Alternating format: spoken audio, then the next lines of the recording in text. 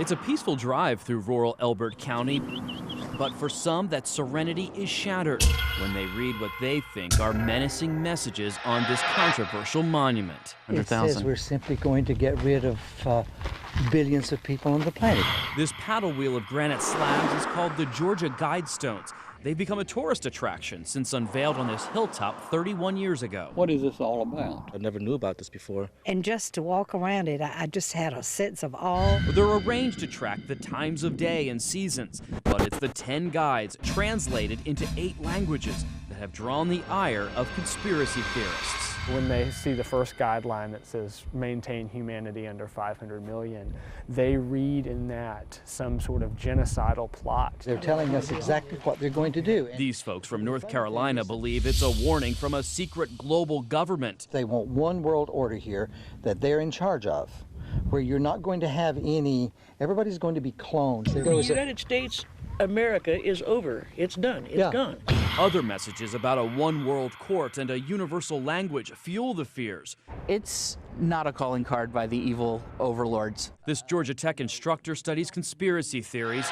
He explains the mystery surrounding who actually commissioned the monument, makes it ripe for bizarre explanations. You have this blank slate upon which you can project your paranoid fantasies, really. If I were going to do some James Bond villain style plot to kill off all of humanity, I don't think I would write it in everybody in stone. Raymond Wiley is writing a book debunking the myths. He says an out-of-towner paid the Elberton Granite Corporation to build this monument in 1979. He kept his name secret, but wrote a book under a pseudonym explaining its meaning. Well, the message is that it assumes that at some point in the future, humanity or Mother Earth will cause some kind of catastrophe that will destroy civilization as we know it. The monument, a roadmap for rebuilding a more sustainable society with fewer births, not a plan for genocide. But whatever his intentions, one thing is for certain: the Guidestones leave visitors with no clear answers to countless tough questions.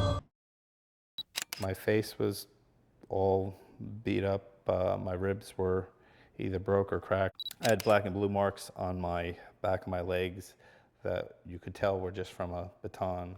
There was 7 stitches above my one eye. These are the gruesome pictures of Brian Houlihan, bloodied and beaten at the hands of an officer who was supposed to protect him. He was out of control. Houlihan passed out in his car in a diabetic coma, this sticker warning of his life-threatening medical condition. They should have known. But the police report shows this man, Officer Michael Hobbs, arrived at the scene and wrongfully assumed Houlihan was drunk. Hobbs forced himself into the car and struck Houlihan twice with a closed fist to the face and a blunt elbow blow to his head. The next thing I remember was waking up in the ambulance. This was just one of 12 disturbing complaints filed against Hobbs in the last 5 years. I like the pretty boys. You like the pretty ones? I like pretty. So, Chili, a.k.a. Rosonda Thomas, knows exactly what she likes. A smaller frame, but you gotta be in shape though. And what she wants in a man. I love black, white. Cameraman, I love you. I do, honey. I need to let people know that I'm not tall. no. People think, they're like, oh my God, you're so little.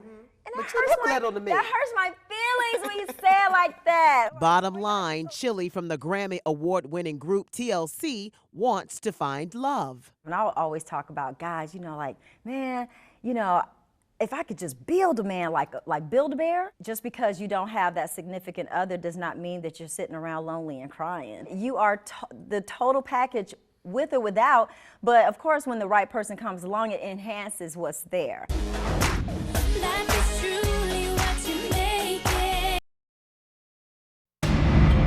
In 2002, Robert Anderson was charged with aggravated child molestation and rape. It started when I was 5, and then that happened all the way up until I was about 10. For a period of 5 years, Anderson molested this young girl hundreds of times. He was the stepfather she feared. I'm lucky because I'm alive, and he didn't kill me or something.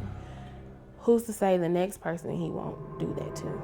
Anderson is out of jail, and more surprising, his criminal history has disappeared from the sex offender list. To think that he is just out with no one knows where he is, like, it's scary. Because he could definitely do it again, and he probably will, if he hasn't already. We checked multiple homes for Anderson, but he's gone underground and could be living right next door to you. How am I supposed to know then if there is a child molester living next door to me? You don't, if that person is no longer on the registry.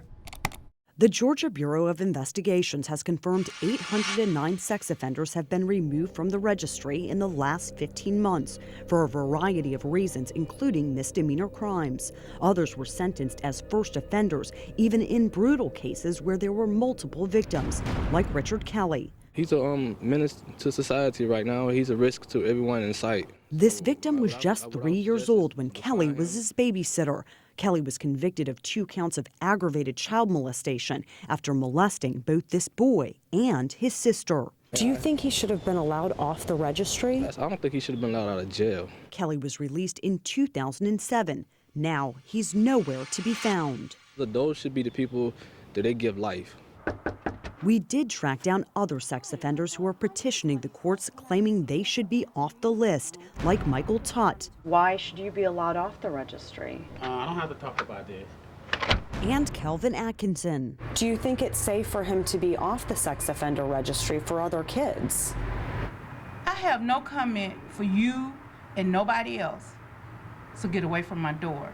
And Charlton Green. It's not like I'm a monster or anything. It's just like I'm doing everything that's everybody else is doing around here. I mean, they're no longer having to be monitored in any kind of way, so they can do whatever they want to do. Tracy Alvord, executive director of the Sex Offender Review Board, admits most people have no idea they may have a convicted sex offender living right next door, next to their kid's bus stop or by their school.